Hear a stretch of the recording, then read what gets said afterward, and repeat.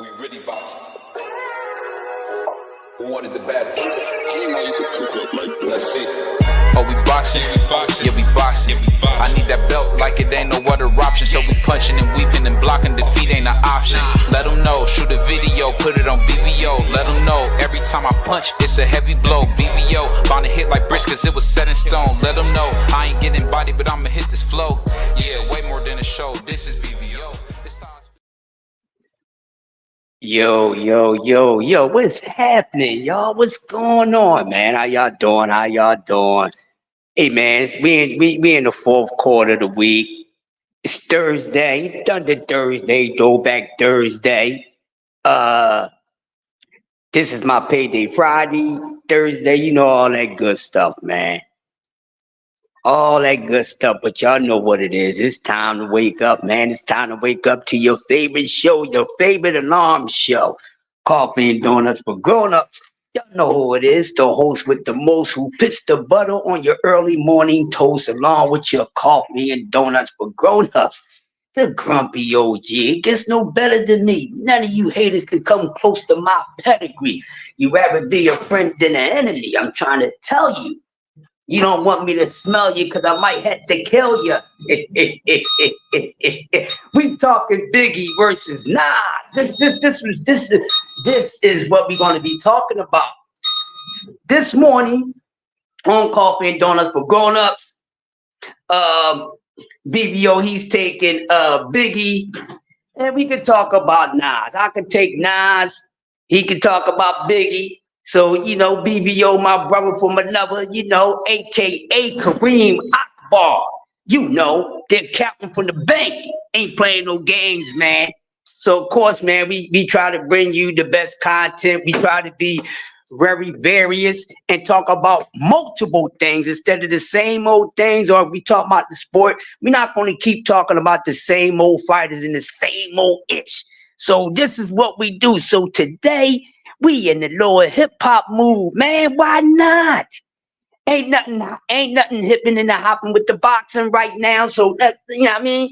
Let's get you boppers hip on some game here, man. So as y'all come in, the service is already there. Y'all know what to do. Y'all family, y'all not a guest. You know what to do already. But how y'all doing, man? How y'all doing, man? Hopefully y'all got some good sleep. But you know, sleeping, you don't sleep well all the time for whatever reason. You don't sleep well all the time, you know, might have been how your day been going. You might have had so much of a wiry day that by the time you got home, you thought your wiry day make you tired, but you be so wired up that sometimes when you get to go to sleep, you don't sleep all the way through. You in and out because you just so supercharged or overly charged. It happens sometimes, or maybe it's something on your mind that you're going through. You know, we all going through things. We all trying to make the next best move for ourselves. We all playing chess out here. You know what I mean? Instead of checkers, but they trying to give us a checkerboard, some checker pieces. You know what I mean? And we trying to play chess out here. Brother BVO said, my man Kareem Akbar said, Big is the best rapper to ever do it. Biggie's, I ain't saying that part crazy. I ain't saying that last part, man. Yeah, I know the AKA Mr. Wiggles, y'all got to know what the code name means. But anyway, man, what's going on? How y'all feeling, man? Hey. Okay. All right. Congratulations to the Los Angeles Dodgers. They won the World Series. They beat the Yankees in 5 games. They came close to sweeping the Yankees, but it didn't happen. Me being an East Coast guy, I picked the Yankees to win because I'm an East Coast guy. So I was wrong about that. So salute to everyone that picked the Dodgers to win the World Series, and hopefully you made some money on that bet.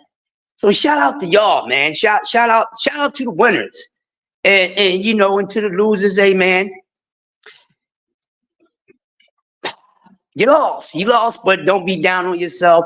You get another crack at it. Try to do better the next time than you did this time. That's what I got to say. But now Now, before we actually get into the show, y'all know me, man. I like to talk a lot of social things, in my other life, before my energy got into this body.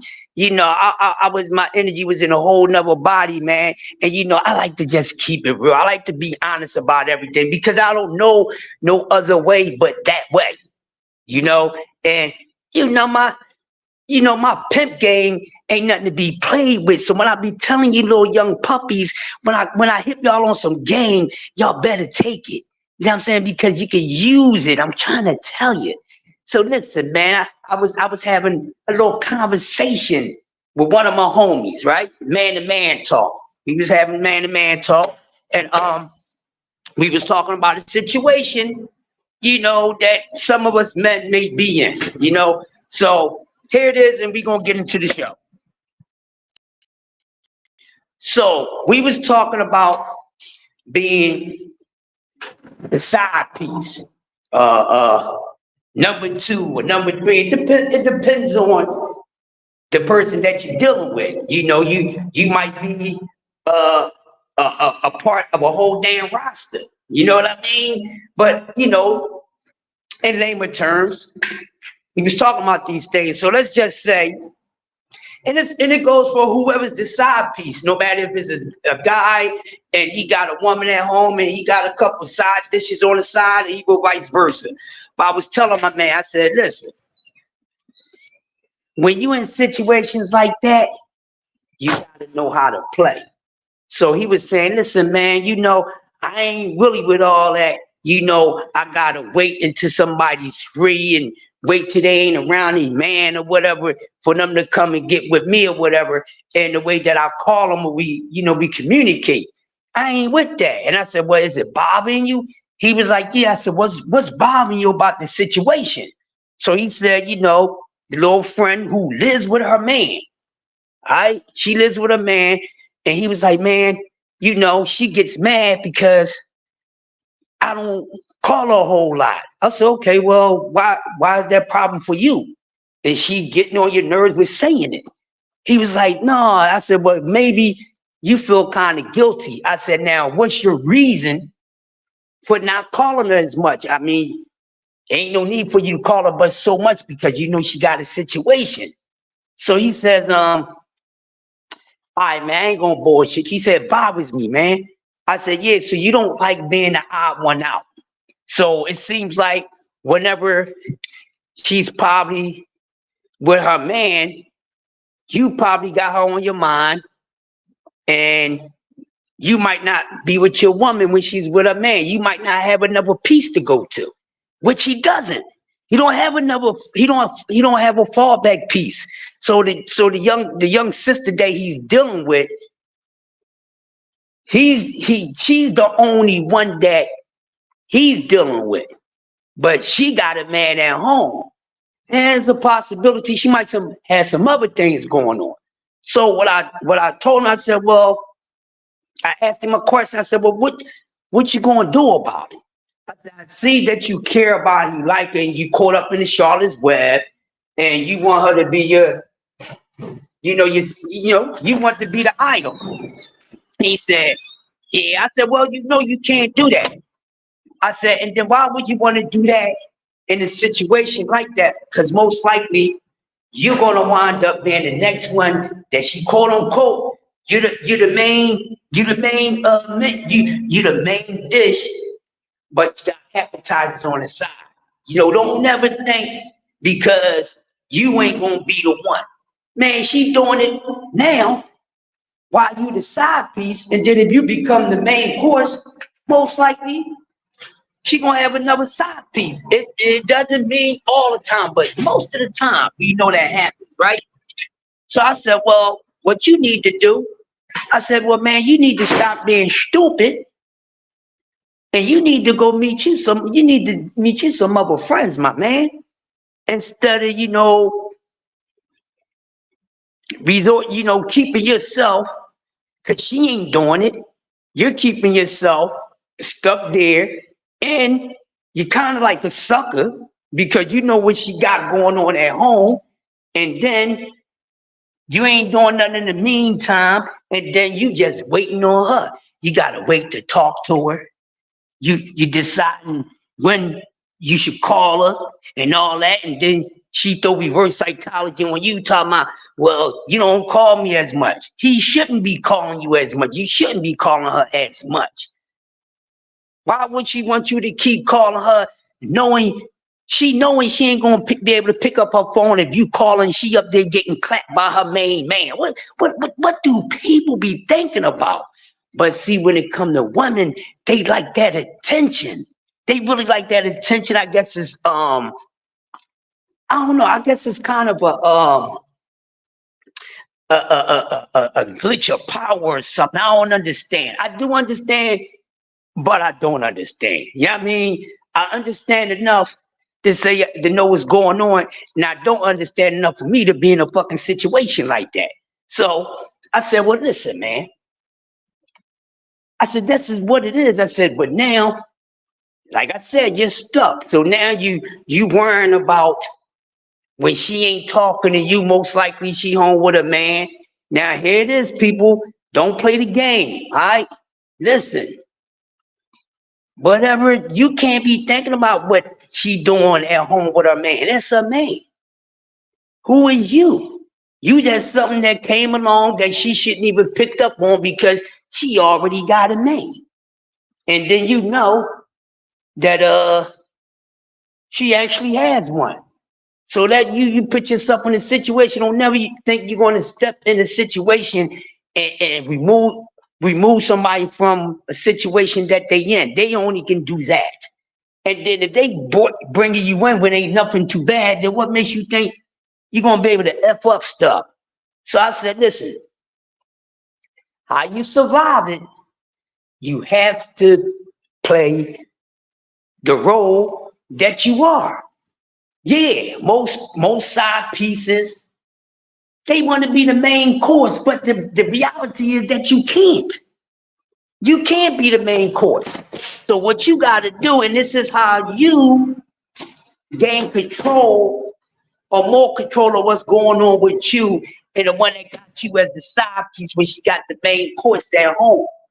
I said, listen, this is when you got to have control of that, because as long as you let her have control of that, you're going to be all crazy and everything, because you already then shut yourself down. You don't want to talk to a woman, but you want to deal with this one person that you know you share her with at least one man.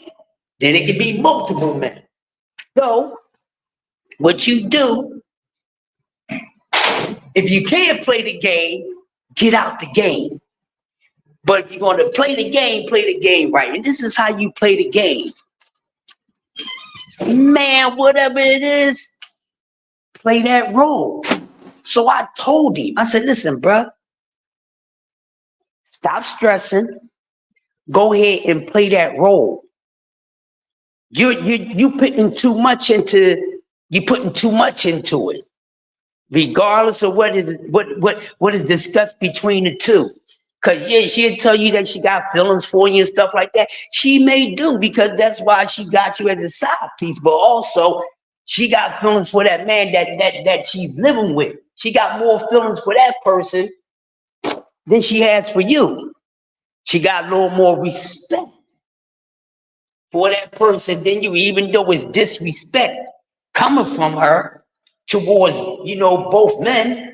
But okay, man, we get stupid sometimes when we think with our penis, then our brain first, So I said, listen, man, you either gonna go out there, get you some other friends or something.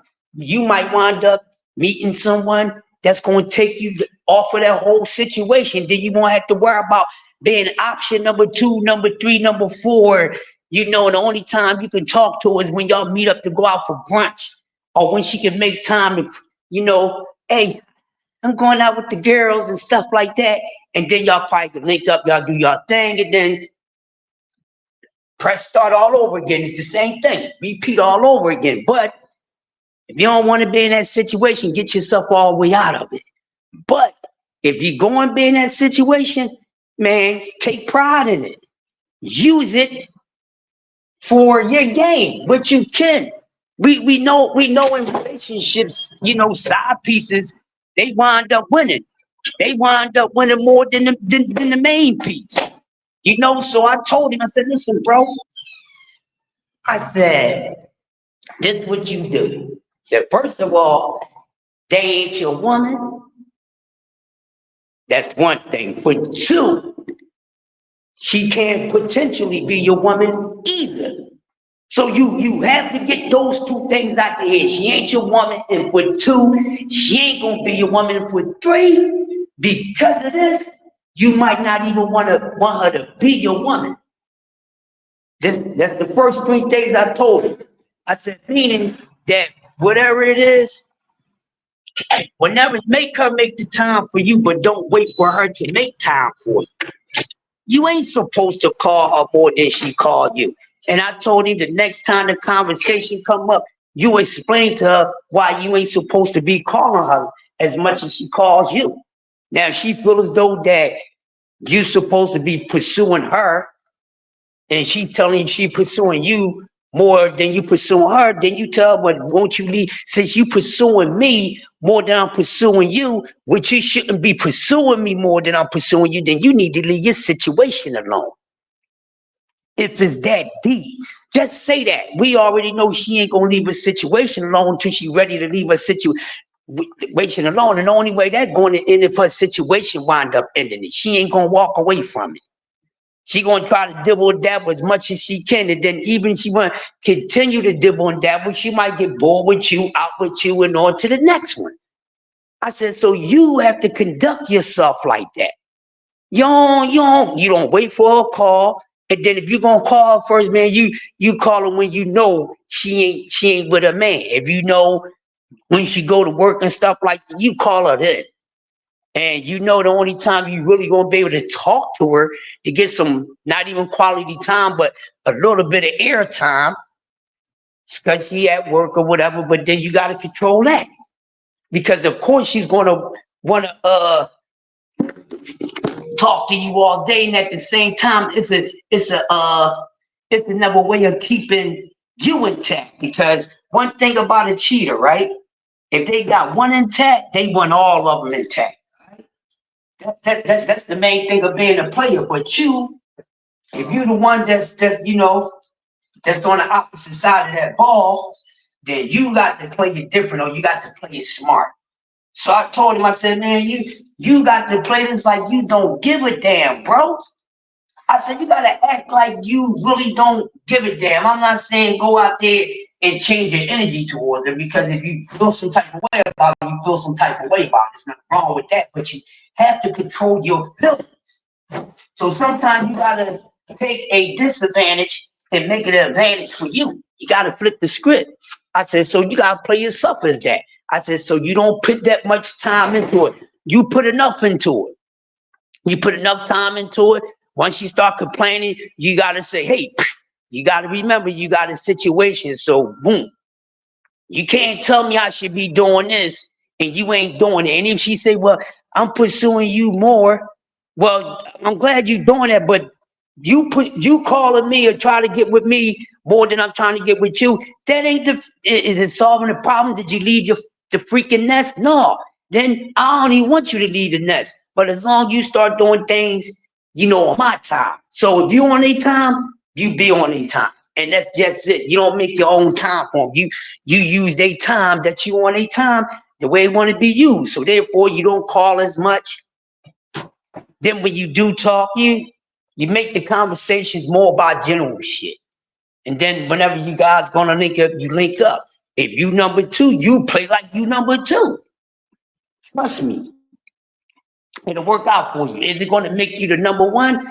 No. But you might be able to get treated like number one. You would never be number one until number one is actually zero.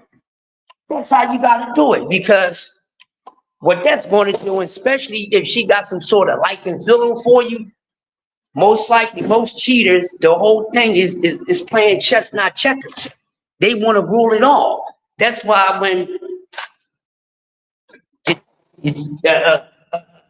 it's like when you find out you in a situation with somebody, right? And y'all all been through this before. I'm pretty sure y'all have. Shout out to the early bird squad. And you know, you get back at a person. You know, you get back at them, you throw it all up in their face or whatever like that. Do it naturally. But the thing is, they control it like this chess, so they want to have rule over everything. That's the reason why you want more than one. But the whole thing is, you want to, everybody that you talking to, you want to have them on lock. Just like the pimp got all his hoes on lock and everything else. That's your control. You don't want nobody that have what you have. And even though you very possessive and you know you want people to agree to share you, but you don't want to share, you don't want to be shared with nobody else. That's how they act. I said, but dog, you gotta treat them the hell like that. Treat them like that, and trust me, you're gonna get that respect. So now you fall back off of and you act accordingly to how you are, the position that you in. What they gonna say? You acting funny. Oh, you think I'm acting funny because I'm moving the way I'm supposed to? I'm not gonna give you more than what I'm supposed to give you. And I ain't gonna fucking wait for you either. I'm gonna keep it moving, and then when it's time for me to deal with you, I'm gonna deal with you. But fellas, when I'm telling you this, whenever you get those shared guts, because you know it's already being popped at home. Okay, good morning. When you get it, ain't no lovey-dovey. Ain't no lovey-dovey. You don't make love to to a woman that has a man. No, you don't make love to her. You dog her out. That's what you do.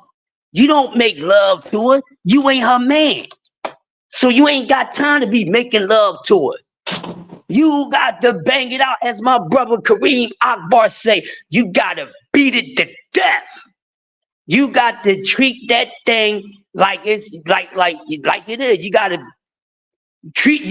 beat that. You don't have no respect for it. You don't look to pleasure her. Pleasure yourself. Don't worry about making her have multiple orgasms or none of that, because that's where y'all be making y'all mistakes. You little chumps, y'all know how to play the game. I'm telling you what to do this morning. So when you that option, you listen to me. You ain't gonna feel like that damn option. You gonna make that person run around with their head cut off. They're already in the act of confusion anyway. They're already in the state of confusion. So fellas, you don't make love to her. Oh, I can make love to her more than her man. No, don't love that. Don't love her. You beat that thing to death. That's what you do. You disrespect. You trash. You Terrence Crawford, Errol Spence those cheeks. You know what I'm saying? You Tank Davis, Frank Martin, those cheeks. You ain't got time to be making love.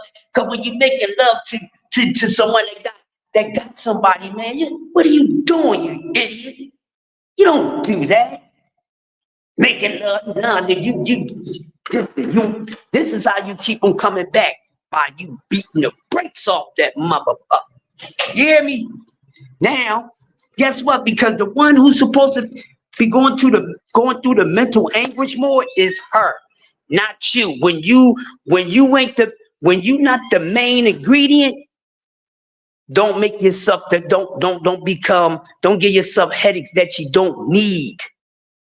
See, don't go through it. You don't let them take you through it. When you a side piece, you supposed to be comfortable. You idiots. Where did y'all learn the game from? Y'all get and then try to be the main squeeze. No, when you are option or one of those options, you move just the hell like that. You don't wait. You ain't waiting on her, but you ain't chasing her either. And I talk to her, man, when she get with me, you know what I mean? And then when she get with you, and it shouldn't be too much going on anyway. Y'all be going to hang out, have a bite to eat, and then y'all do what y'all got to do. You send her home. So when she go back home to her man, you send her home messed up. You send her back home, and she need goddamn a kickstand or something. She walk in that damn house. And as soon as she walk in, she fall on the damn floor. Her man gonna know what happened to her. You all right, babe? I'm here. I'm like, well, why you like that? Why your legs are noodle-like? That's what you do. You listen, you send her ass back home and don't have nothing against her man. All right, fellas? Don't hate her man, because he ain't the one that put you in the position. Don't even have no problem with him. He ain't the problem. But y'all got something in common. She's the motherfucking goddamn problem. So you don't never get mad at the person that they already got. You understand what I'm saying? Yeah, you destroy that thing and look and it mess her up. Now she battling with herself because now she thinks she really doing something. Now you put that thing on and now she all stupid. But she don't know what she's doing. Now her man is picking up what's going on, brother. And you know what he gonna do? He gonna know something is up. So that's what he gonna do. He gonna up his smash game on her. Now she getting trashed both ways. She ain't even peeping it. She thinks she really enjoying herself. She thinks she got something going on, but she really don't. She getting beat down on. Then the one that she love and live with, and then you got the one you know, because sometimes you get in the mood, do me like you don't even know my name, because sometimes they like to be treated like that. So you treat them as such. Because when you pour the layers back and reality on them, overall, that's all they want. That's what they want. That's how they like being treated. Once you do that, I told him, I said, man, once you do that, man, play your role. You man, listen, you just special ops, my man. And don't try to be no more special than that. You special ops, and when you call special ops, you move like the Navy SEALs or Green Berets, and you handle that just like that. And then, you let the rest of that take its course. You don't let nobody have you in a position where don't fall in love. Control your damn feelings. You can't be loving somebody that's loving somebody else. And you know they love somebody else. I ain't gonna have that on my mental. That won't be on my mental at all. So I told him that. And he listened. And guess what? She the one going through it. So now she can't sleep right at night. Even if she be able to, get through the night with a man and stuff, it's still messing with her. You know what I mean? So don't ever try to be more than what you are when you're in a certain position. And then if you want to move yourself to a higher position, you play that position well that you're already playing. Then you might get it. And then guess what? When you do get it, and then we're going to get on with today's subject. And then when you do get it, guess what? You drop it like it's hot and say you don't even want it. You understand me? That's how you do that. And when you do that, trust me, now she gonna be poo-poo for Cocoa Puffs facing you because you didn't got to it, not just physically, but mentally. And you did it right. And then situation at home, because if he's smart enough, he's swift enough, he'll pick up on what's going on. And don't even have no grudge with the other person. But be on the same mindset. I ain't saying teaming up, but had the same mindset. Because y'all both had the same thing in common. She fucking both of y'all.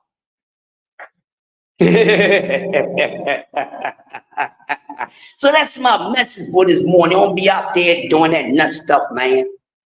Trying to tell you how to do it. The Grumpy OG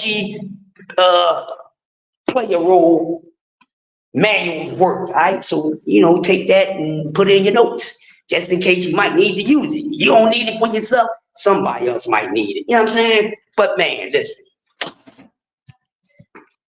End of the year, as we all know. Not too much to do, as we all know. What else to do is to be creative as content creators. Talk about something different. So BVO was saying at the beginning of the show, we want to be talking Biggie and Pac. Which is a good subject. I hear people talk about Biggie and Pac. all the time. That's an ongoing, never-ending debate. People debate on that every day. Now, myself, you gotta look at the two. They both were pretty dope. I like one more than I like the other, but I like both of these men for certain reasons. There's things that I would give Pop over Big, and then there's a few things I would give Big over Tupac. And even with Nas, I mean, and Nas and Biggie, that's a debate too. And BBO said he likes Biggie. There's nothing wrong with liking Biggie. I like Biggie too. I like Nas, but when you talk about it, it's a hell of a discussion to talk about. So let's just do a little light work on it right now. So Notorious B.I.G. Hell of a freestyle game, very witty guy. His quick thinking is quite respectful from my view. And that, knowing what MCing is being an MC is about, I highly respect that, because when you could think fast like that, on the fly, and then it be something good, that's dope. And Biggie Smalls, Christopher Wallace, wordsmith. He had great wordplay. Some of the best wordplay I heard in the game, especially in his genre, even just in hip hop period. But at the same time, with his lyrical prowess, he said some things that was very suspect too. And at times when it comes to that, this is how we overlook some things that these MCs that we listen to and like say. And we be thinking that we get caught up in the voice, we get caught up in the delivery, and we get caught up in how they how they putting it out there, how they convey it, into the ears of the people, and into the eyes of the people too, when you get to see them live. And it's like, okay, now you got all this, they got good stage presence and all that, but they say things and we overlook those things that's suspect because of the very few things that I just said, because we get caught up in the moment of everything else that they are saying and what's actually going on. So said a lot of suspect things, and I won't go as far because the question the person's manhood because of what they say in their music, what they say in their rhymes and everything. But it happens. But he's definitely a lyricist. Punchline for days. Even with his short stay, or his short live, his short living hip hop and life period. Some people call this man the greatest of all time. And that's a whole lot to be saying about someone who didn't even have a career. You know what I mean? Because he's just only around for a couple of years. So that's saying a whole lot. And people people stand tall and 10 toes down that they feel as though that he's the best MC to ever do it. So salute to everybody who feels that way about Big. When I first heard him, I heard him before I heard him on the radio. All right. A lot of people I know, they go back and forth to New York. A lot of my friends in my neighborhood got family over there, just like myself. And one of the DJs in my neighborhood, he always go to New York. He goes to New York every other weekend because he plays at venues and hangs out with some of the DJs over there. So when I first heard about Big, I heard Big maybe You see him taking a stretch on. Let me see about, I said maybe 4 or 5 months before he actually came out on the radio. And I was asking my man, I'm like, damn, who this dude? Boy, nasty.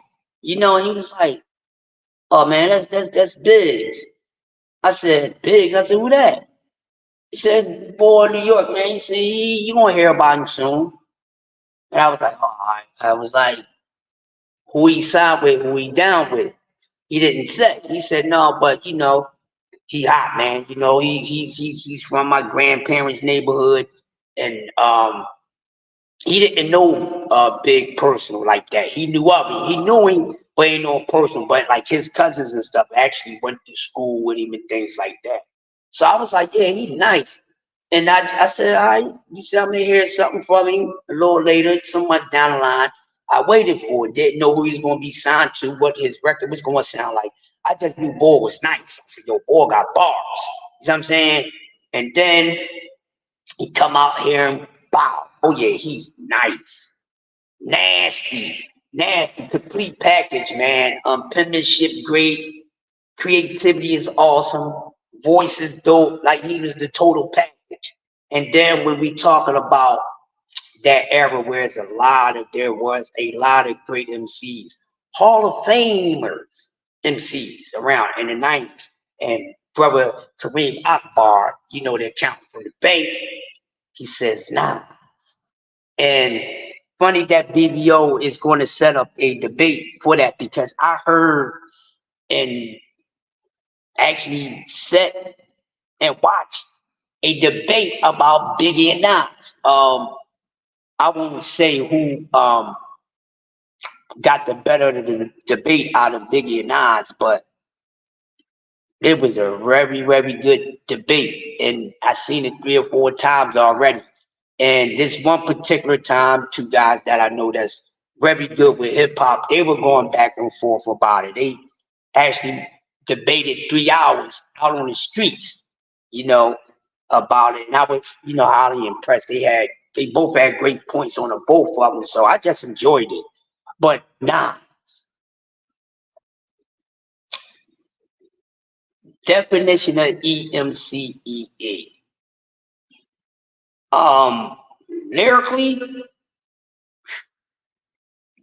Lyrically wise, Nas, lyrically wise. I'm gonna say that again. Lyrically wise.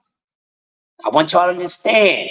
I'm not talking about record sales. I'm not talking about none of that. Not talking about songs. Lyrically.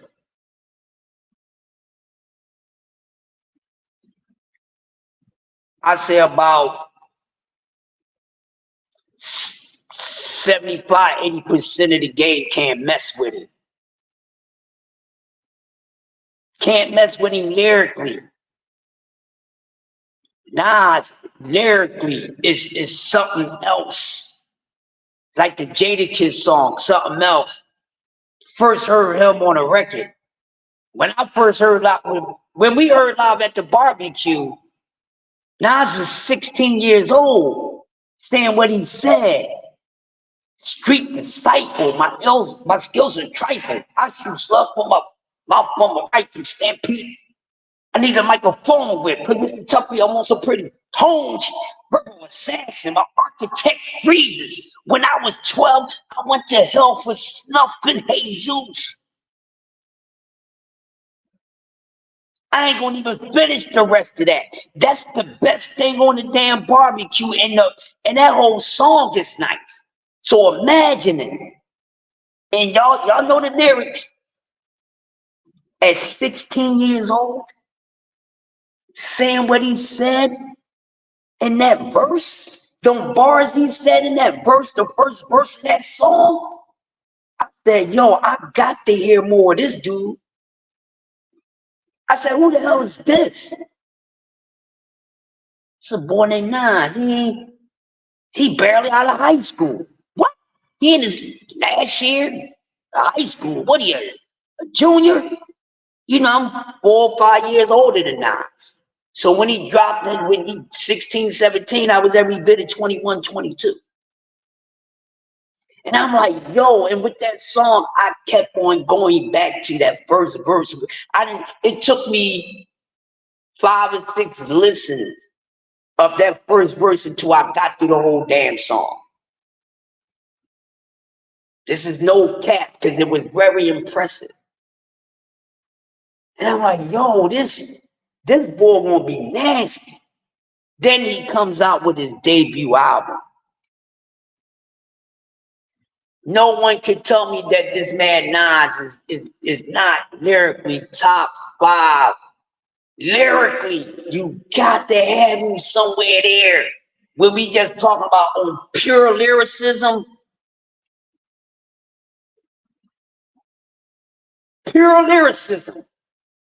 he got to be top 5. If he ain't, I understand you. But I don't understand you. Okay, he didn't have the best songs, put out some good songs, but lyrically wise, nasty. I mean, look at the stories that he was writing, the songs, the stories. I'm a gun. Told a story about being a gun. Then, oh my goodness, when he told the story in reverse, he did some things lyrically in the game that no one didn't do. He did some things lyrically that no one did. No one did, and I mean nasty. Halftime, New York State of Mind, Life is a Bitch with AZ.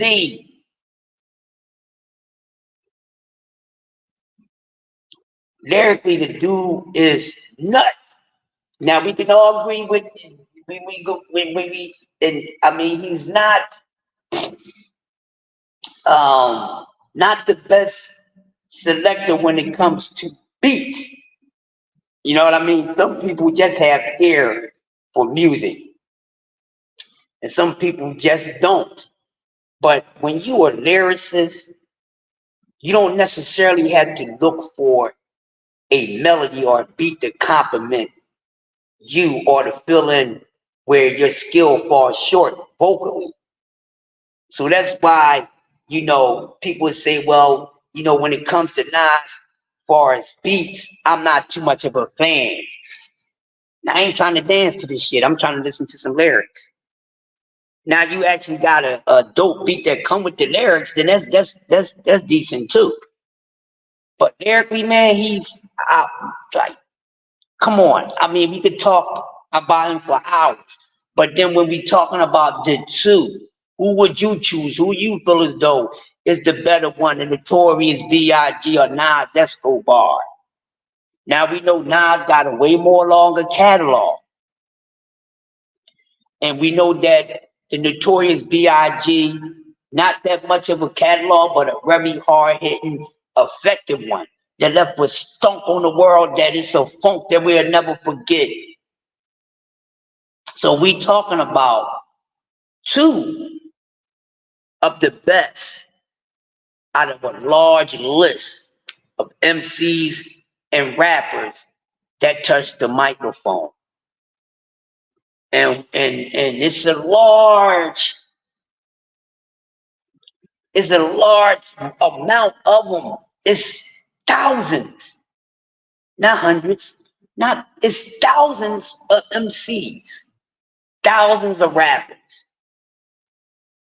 You didn't heard some that never got a chance to record a record. Some of them was pretty dope. But then when we talk about the industry, the ones that we know, the ones that we talk about, and how great and how good they are. And when, like I said, we going on lyricism, it's a hell of a conversation. But these two men, where would you put them at? That's your opinion. Because even if you think Biggie is the better one, or if you think Nas is the better one, you're not wrong. No matter what. But, when you put it in a debate and you trying to make your It stands for the one that you're talking about. You know, overshadow the other one. Still, there's nothing bad about that. You know, it's really nothing bad about it. But Nas, uh, now we can talk about this with these two. Let's talk about their debut albums. Let's just talk about the first two albums, Ready to Die and Illmatic, which are both classics. Hold on. C32 Control, can you come up? Need to step for a person. Both of those albums, debut albums, is so dope. Before I go deep into that, let me get the early bird call out in here. Boom, in the building, my brother Kareem Akbar. You know, the accountant from the bank, aka brother BBO. Killer Mike in the building from the mob. What's up, Mike? Haven't seen you in a minute, brother. Good seeing you. Cash Sports, my brother, the box historian, who I go to class every day. I do attend class over at Cash Sports, the boxarian, because he keeps me keen on some old school boxing. Real prison talk with my man Tommy. What's going on, Tommy? Ben Israel in the building. Shalom to you, my brother. Melanie, Queen, blessings, Queen. And I'm reading the chat. We got Deep for the Win in the building. Nas all day. Tommy said Nas all day. So he basically saying Nas all day over Biggie. BBO said Biggie's penmanship. That's why he say he got big. Anybody wanted to debate about it, he's taking the BIG because of the penmanship, but also Nas' penmanship is so dope. While y'all sitting here and share it out, let them know that the best show is on right now, man. And we talking some hip hop, man. You know, good for a throwback Thursday. Good call on that BBO. Good call on that Kareem Akbar. Give us a little something to talk about. But yeah, how y'all feel about that? So these two albums, these debut albums, these classical albums. Straight listen throughs. Both albums are straight listen through. You can listen to every single track on both albums, which is something that I pride on when it comes to listening to artists' music. I need something that I can listen to straight through, not skipping because song number 2, it ain't hitting like one. You know, I like that straight through. I like to listen to the whole shebang bang. You know, but sometimes it's like that. You might just be eager to get to a certain song. Not saying that the album is not good. The whole album can be a straight through, but it might be, you know, song number 8 does something for you. So you don't want to listen to the first 7 all the time and get to song number 8. But you do it, and sometimes it happens. But in y'all honest opinion, I must ask, in y'all honest opinion, since we're talking about 2 of the greatest, which debut album y'all got? Not got in y'all possession, but which debut album y'all honestly think was the best album? Was Ready to Die better than Illmatic, or was Illmatic better than Ready to Die? Talk to me about that. Now, while we talking about that, what y'all think about that? Let's just go through some of the titles of the songs on both albums. So we know now you got New York State of Mind, you got Halftime, Memory Lane, Life is a Bitch, The World is Yours. What else is on the Illmatic album? Just going off top of some of the songs that I know and then with with Big, with Ready to Die, you got Give Me the Blue. Unbelievable, which is my song. Big Papa, Juicy, you know what I mean? He got some joints on it. Respect, that's my joint.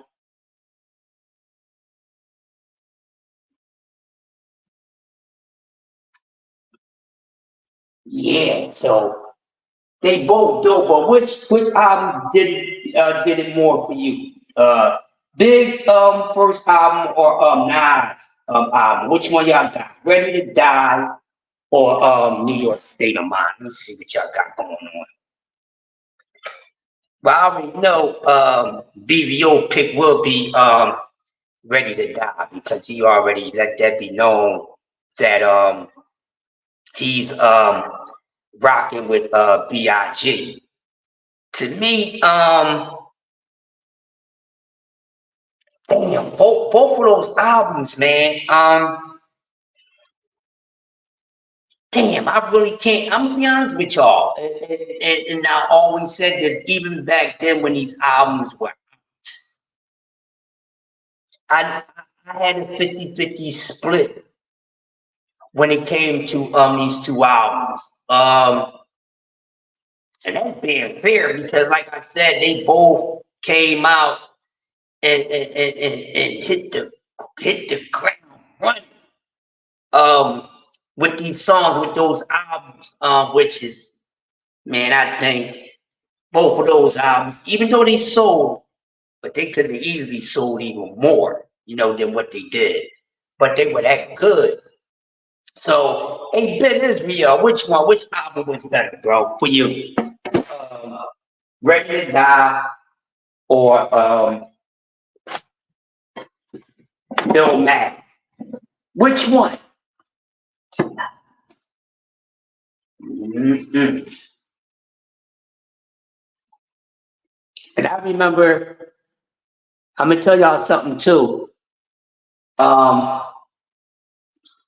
of these men, B.I.G. may him rest well, and Nas, they all came to the clubs where I used to DJ and MC at. Now, Biggie didn't come to the club that I worked at, but he went to another club in Philly where he did a live performance. Actually, the song "Me and My Bitch." Now he did a live version. He did the song live, and what happened was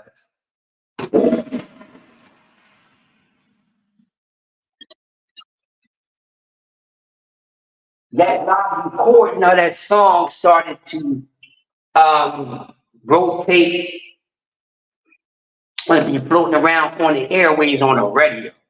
So every time they take a live performance of a song and they start to put it in radio rotation, then actually that same live song, they wind up putting it up for sale. So remember, when Big came out with the album, you know, Me and My Bitch was not a single, but because that joint was so dope, that performance, when they did come out with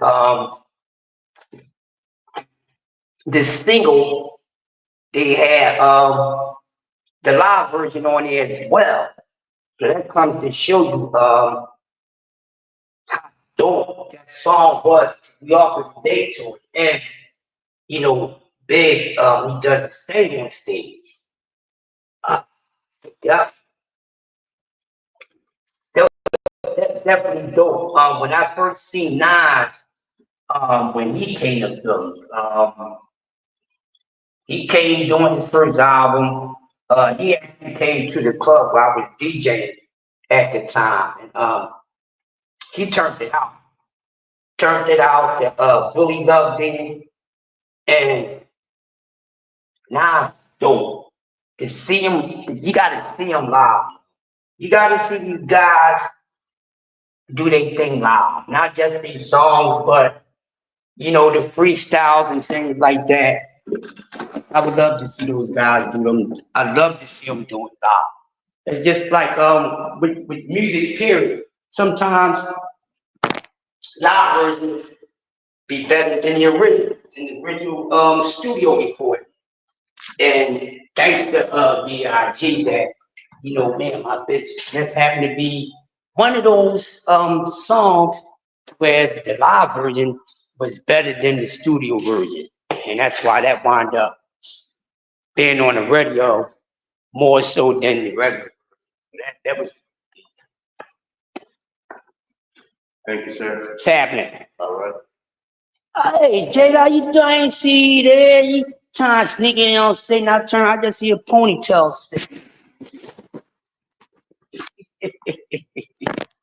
Oh man, how you feeling, Jada? You all right?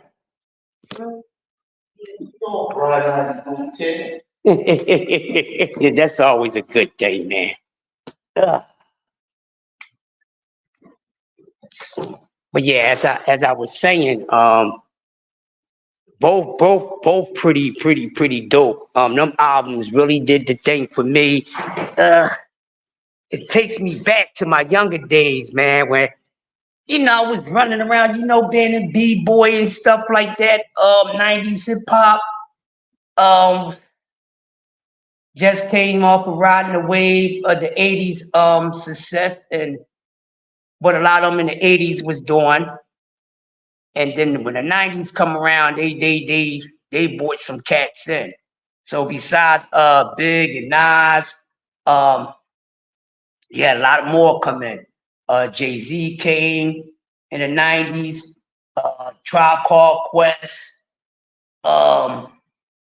Leaders of the New School, Gangstar, rest in peace, Guru, one of the best voices in hip hop, dope songs. A true one-on-one guy. Shout out to Guru. One-on-one, you'll never hear another Guru. You'll never hear anything like a Gangstar. Shout out to him and Primo, pretty dope guys. Tupac in the 90s.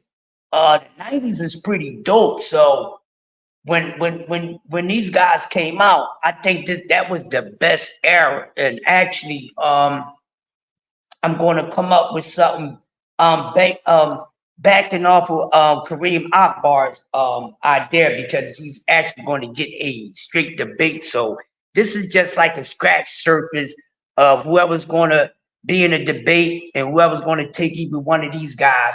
This is just like a spreadsheet to give you an idea of whoever you're going to use, how you can go about using them, and giving them ideas to what to go look up. But the 90s is dope. I would like to do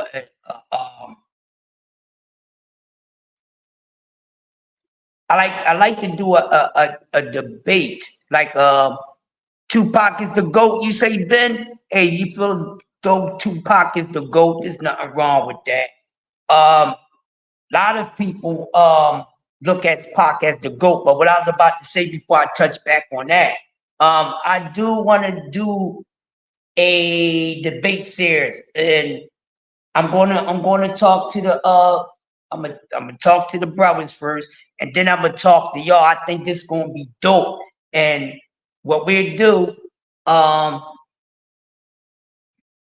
got an idea, but what we're gonna do with the debate, when we do our hip hop debate with the MCs, we're gonna put it in boxing formation. You understand what I'm saying? It's gonna be dope. But getting back to what Brother Ben Israel said, he said, Tupac Shakur, GOAT.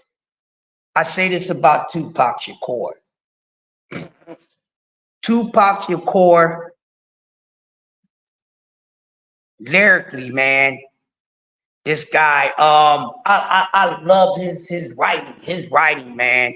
Especially the early Pac before the death row. Awesome. Brenda had a baby. Keep your head up and all. He was on his conscience. He was doing his conscience penmanship. And he's a poet, by nature. Definitely he was. I respect Tupac's level skill set when it comes to being talking about awareness in his lyrics.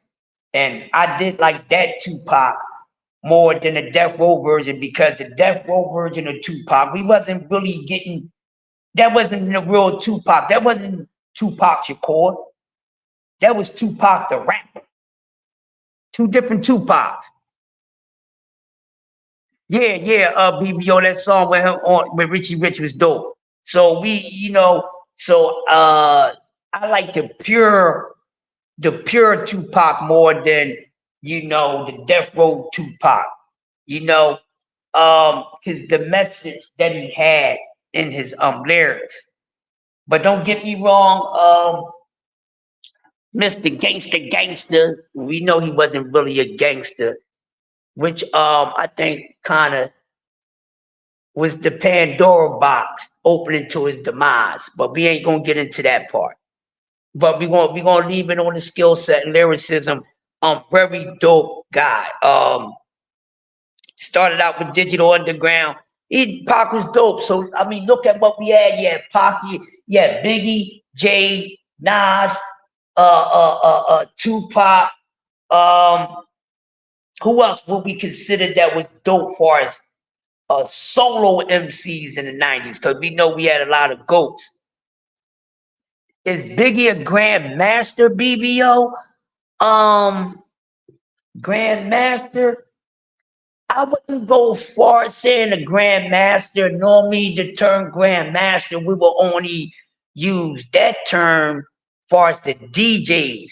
But I never heard the name grandmaster far as when it comes to MCs. I heard it, like someone spoke that term once, but you would say yes?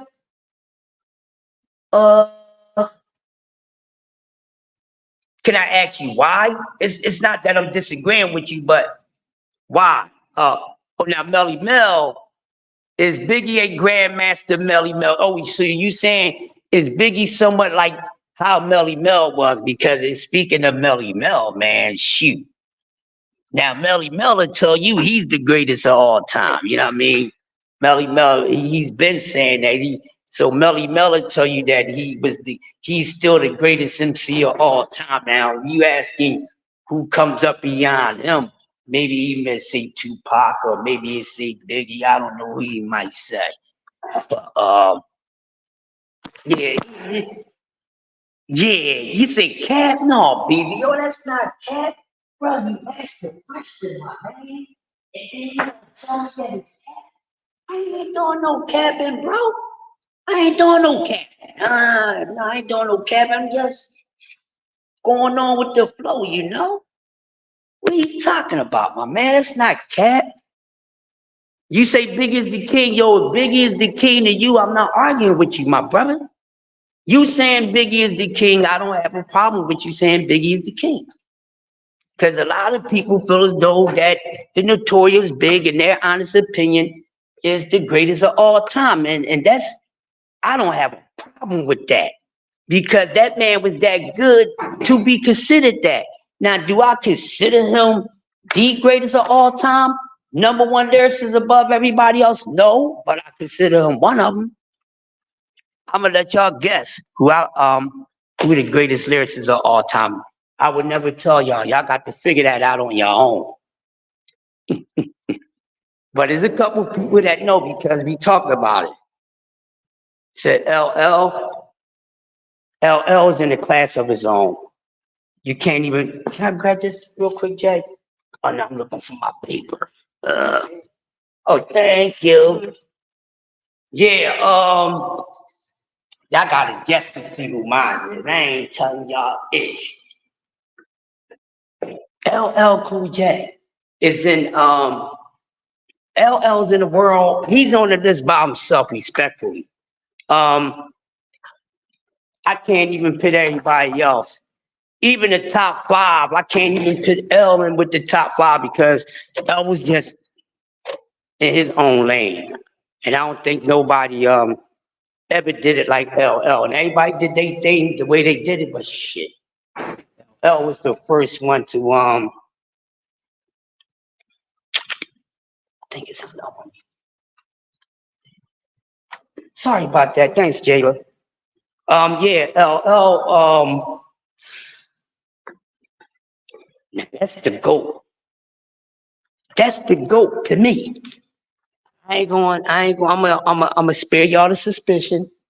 That's the GOAT to me. It's LL Cool J, man. And the reason why I say LL, because Mr. Todd Smith, James Todd Smith, was one of the first ones to have hits and be successful in every style of MCing, from hardcore songs to club bangers to stories to love songs, conscious songs. Yeah, LL did it all and was very successful. Had hits in every style of hip hop. Can't say that about a lot of them. Can't say that about a lot of them. But you could definitely say that about LL. Definitely. And he still got it. He's still good too. First 3 albums was bananas. Okay, let me see. Gilly the Kid. BBO, you just messed up the show with that. How you bringing Gilly up? Listen. Gilly don't go in these conversations. Don't you ever bring Gilly name up when it come to talking about the GOATs of hip hop, because he ain't nowhere there. Gilly don't even belong in this conversation. Gilly only come up in the damn 90s. And that's only locally. And be honest with you. And I tell him to his damn face. He's far from that. I don't give a damn what part of Philly he from. You know, I don't have nothing personal against him, but he don't fuck with me and I don't fuck with him. That's just it. Got a bad stomach pain, man.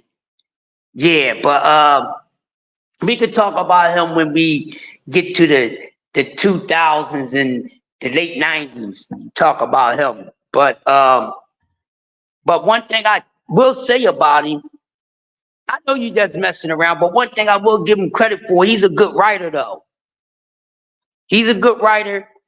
His skill-wise, he can spit, but what I consider him like, okay, I'm gonna say this. Is he on the same level like Jadakiss and them? No. Because I don't think he's on the same level as Beanie Siegel.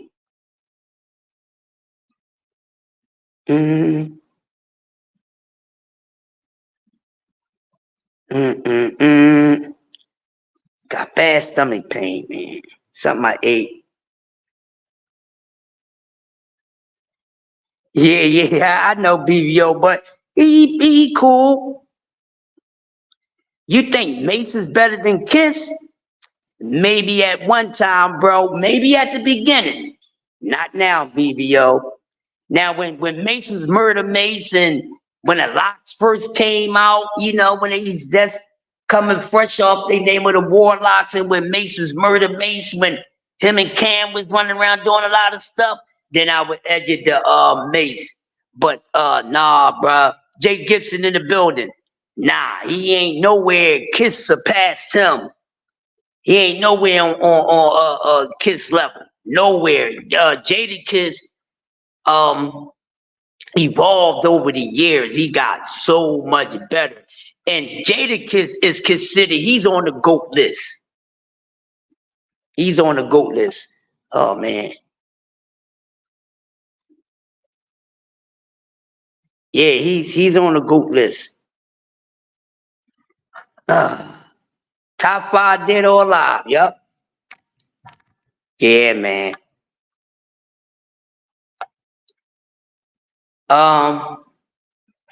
What else?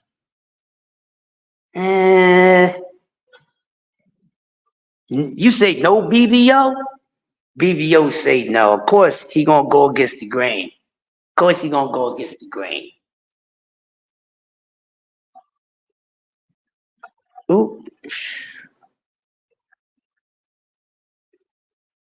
Turned on lights. Okay. I got Kane before Kiss. Hey, respectfully, man. I mean, you talking about Big Daddy Kane, man. You know, the K-N-I-D. You know, the K-A-N-E. You know, King, Asiatic, nobody's equal. That's Kane.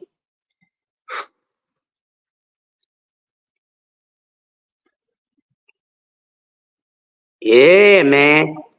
Big Daddy Kane, one of the best that ever did it. I don't feel right. I'm feeling a little hot this morning. I might be coming down with a little cold or something. Juan, what's going on? Juan, what's going on, brother? Oh, I got an alarm going off. I don't feel like dealing with that shit.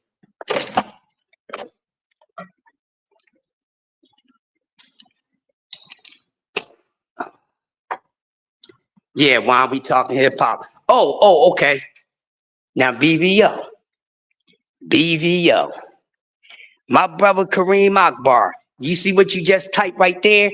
You see that name that you just typed right there, right? That's what I'm talking about. But you supposed to spell his cool with a K instead of a C. Now, Jay Gibson said, Kiss, Big L, Nas, Wayne, Pusha T.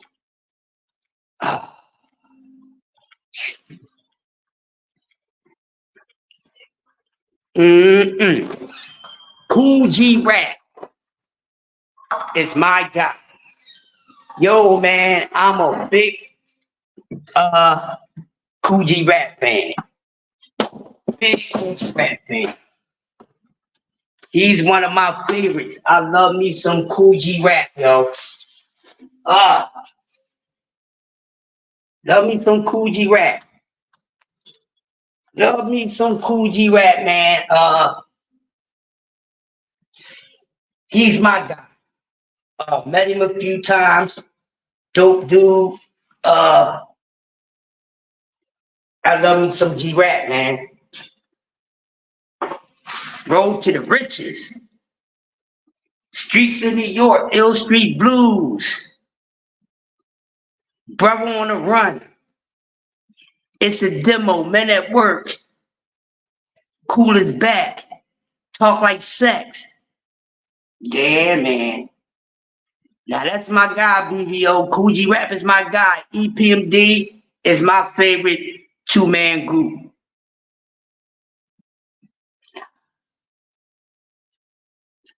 Love me some EPMD. Met them a few times too.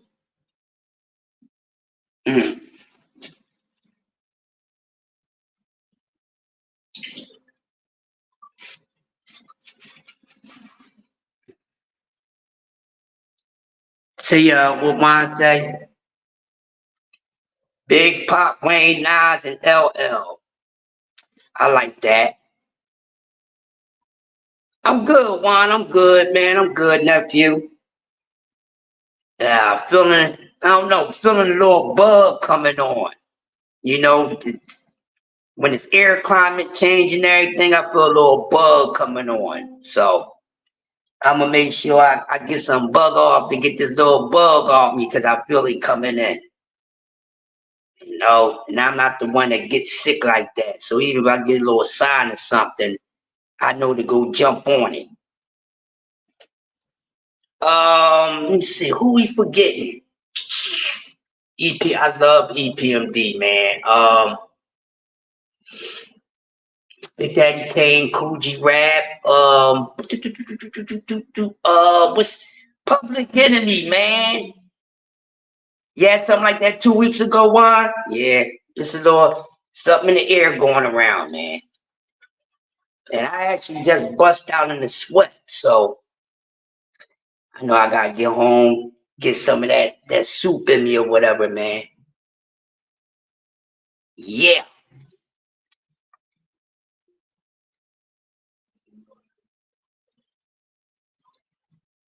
Uh-oh, somebody about to blow up something. They don't know what they doing up there.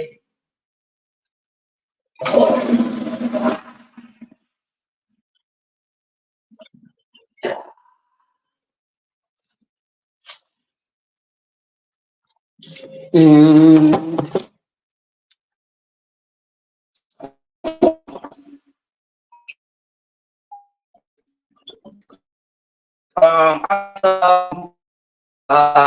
Who else?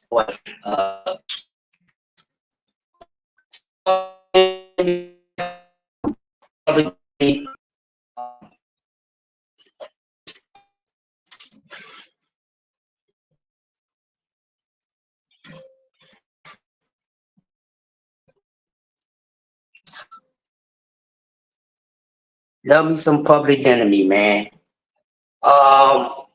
Special Ed. I like Special Ed. Special Ed was nice. Good stories. Good lyrical content. Where we at? What time we at? Got a meet. All right, so we had a meeting 116. So BBO, man, we gotta get up on. I gotta go to this little 30-minute meeting before I get up on out of here. Hey, it's been a dope show. We will continue with a part 2 tomorrow on Friday, because this is a lot to talk about. So BBO, you know what to do, brother. Everybody, thanks for stopping through for the best morning show on YouTube. It's the Early Bird Squad. You know, the Coffee and Donuts crew. We the grown-ups, you know, and we get the day started. We get things cracking, and we put everything in place. So with that being said, from the Grumpy OG, the greatest man alive, I appreciate y'all coming.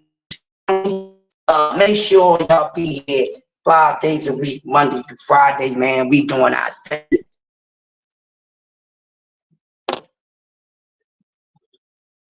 Fresh ginger and honey. Yup, I got some ginger at home. I'm hitting that soon when I get home. So with that being said, yo, BBO, take us on up out of here, bro. We really boxing. Who wanted the baddest? Ain't know you could cook up like that. Let's see. Oh, we boxing. Yeah, we boxing. I need that belt like it ain't no other option. So we punching and weaving and blocking. Defeat ain't an option. Let them know. Shoot a video. Put it on BVO. Let them know. Every time I punch, it's a heavy blow. BVO. Bound to hit like bricks cause it was set in stone. Let them know. I ain't getting body, but I'ma hit this flow. Yeah, way more than a show. This is BVO. This